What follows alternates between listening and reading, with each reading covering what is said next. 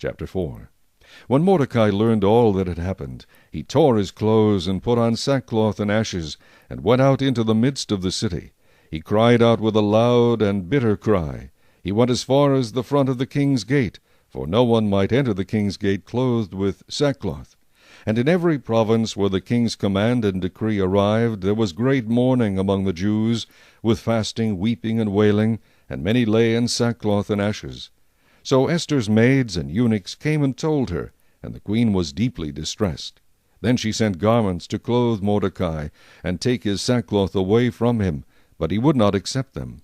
Then Esther called Hathach, one of the king's eunuchs, whom he had appointed to attend her, and she gave him a command concerning Mordecai, to learn what and why this was. So Hathach went out to Mordecai in the city square that was in front of the king's gate.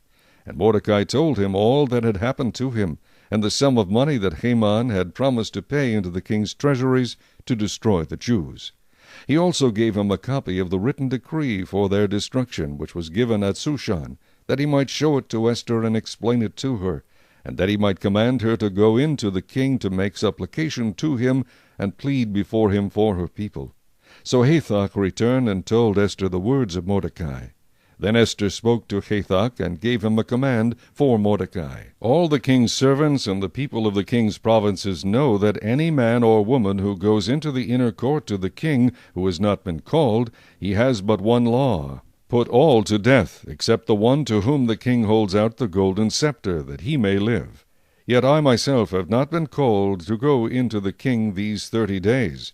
So they told Mordecai Esther's words. And Mordecai told them to answer Esther, "Do not think in your heart that you will escape in the king's palace any more than all the other Jews.